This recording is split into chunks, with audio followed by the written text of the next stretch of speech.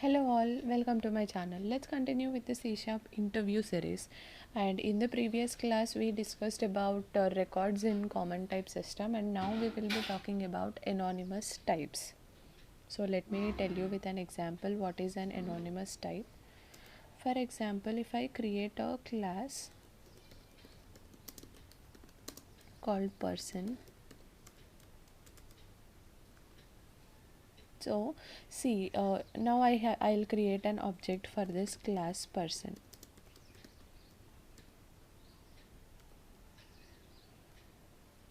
So yeah, as I told, this class is a blueprint, and this object we will create for using this blueprint. So if you create an object, there must be a model class for that. So here you defined a model, how person should look and what features this person can have. You defined a model, and for this model you are defining an object. So this is the general way how an object and class works. But for example, if you don't know how your class looks, or if there is no need to create, if you wanted to store only temporary objects like there is no need to create a specific class model, you just wanted to create a object on the fly or during runtime, then you can use this property called anonymous types. So here you are just creating a new, so you can just define what all properties this can have. So this is called anonymous type. Like you are not defining a model class actually, but you are creating an object for that model class. Let me name this something else. Just you are creating an object for at the runtime without using a model class. So you are defining that your class will contain id and name, and this will be bound during runtime only. So this is called anonymous type. So anonymous types are classes without a name, created on the fly to group a set of related read-only properties. So as I said, if you see here, I created a person object, and I'm assigning its values. So here I can be able to modify this. I gave name as Jack, but I wanted to change his name to Jogpro, and this is possible.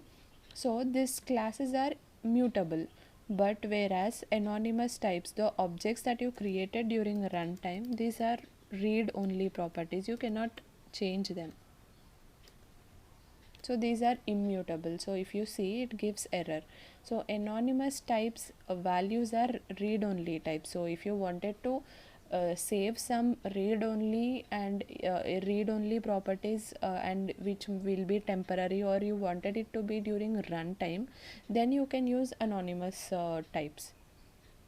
So these are classes without a name, and these are created on the fly, and these are read-only properties, and these simplify the code by avoiding the need to define a new class for temporary data structures. As I told you here, generally if we have to create an object, we have to create a class in first place. We have to create a model class, and we have to define all the properties our model class should contain, and from this class we can create an object this way. But anonymous types have a different concept. Here it eliminates the need to create this class.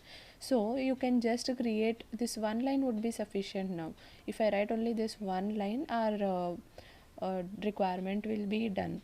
So we can just create a runtime object without need for defining a special model class. So this key characteristics of anonymous types would be, you will be using a new keyword to create this anonymous type. So basically all the objects know that these are created using new keyword only. Anonymous type is nothing but this is a object created at runtime. So compiler will just take care of the creation of class and all, nothing to do it from our side. So basically this new keyword is used for this creation. and these are read only. Anonymous types are read only, as I told you earlier. You cannot change them. So basically, what is the purpose of this anonymous type? For example, if you try to access LINQ queries, so there would be a concept called link queue, which we will be seeing in the detail in the future classes once we advance in our C sharp interview series. So basically, this main application would be in link queue. So when we are trying to fetch data from database, we will not be knowing the exact structure or exact need of the table. So we can just create a runtime object, I mean a runtime anonymous types at that time, and we can fetch that. There's no need to create a special model class for that, which would be application of this anonymous types. And inheritance, and basically these are directly derived from the root class called object, and these cannot be typecasted. You cannot typecast them. And you can create array of anonymous types as well. So let me show you that.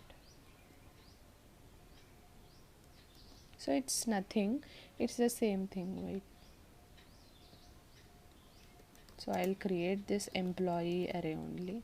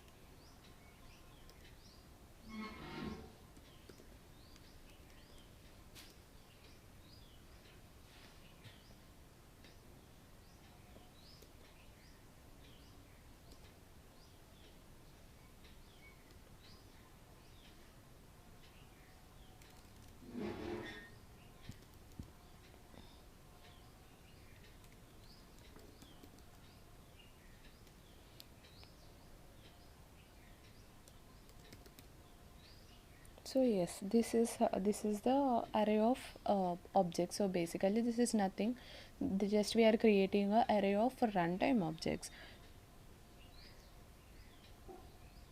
So as I said, we have seen one concept called with also, with in records also. So records are also immutable, which I told you earlier. So if objects are immutable, then if you wanted to create an similar kind of object, so if I wanted to create a new employee who is having same name as John, but I just wanted to change its ID, so in that case I can use with. So what it does is it just copies all the values of employee, and it will just update its ID value. So even if you wanted to change this value, you have to use this with operation only. So basically with is nothing but it just creates a new object. So with expression creates a new instance with the modified values without altering the original. So as I told shared you now. So here inside this anonymous types you can create only fields, but whereas in class you can do whatever you want. You can create methods, you can create events, you can create properties and everything. But in anonymous types there is restriction, we cannot create all this.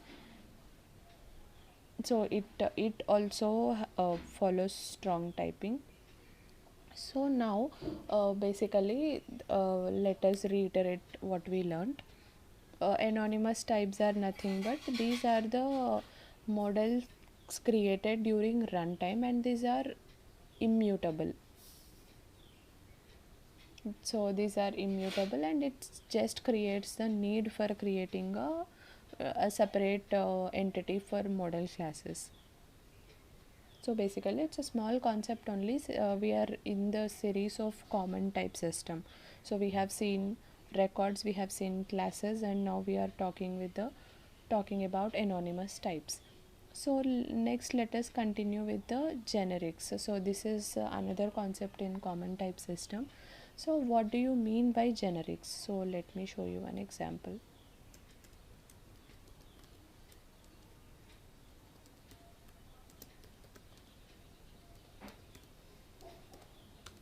So here I created a list.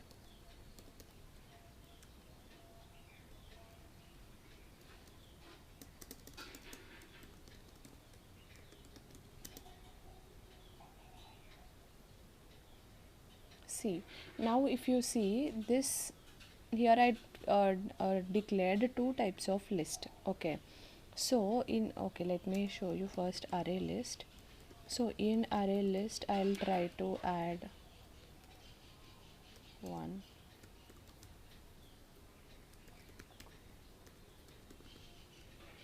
I'll try to add hello. So if you see this array list, it is allowing all types. See here I am adding one to this array list, and I am adding hello to this array list. So basically array list is nothing but it is a list. It is kind of array only. So it is a list. So you can save different data types of different data types data in this array list. But whereas if you see here list, I specifically mentioned it as int.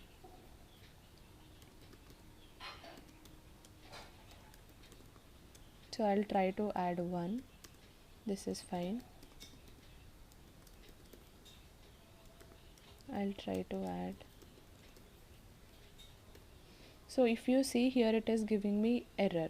So this is what called generic says. Here we specifically mentioned integer, so it allows only int, but whereas array list it allows all kinds of data types. So generics is that nothing but if you see this implementation of this list, see here you can see a variable called t, right? So this t is nothing but it allows different kinds of data type. Here not just int, I can add whichever data type I wanted.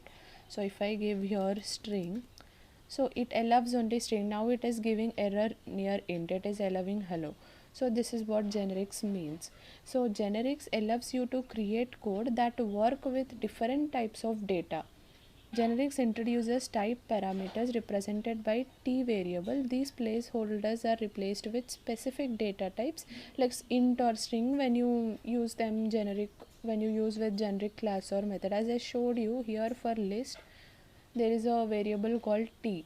So it will just now from here if you give int, it will replace it with int, and it will perform all the operations using int. If you give string, it will replace that t with string. So that data type is bound at runtime. So these are the generic types. So basically till now what we have seen, anonymous types and generic types. So stay with me, please subscribe and like and share my channel. If you feel like you wanted more content, support my work. Thanks.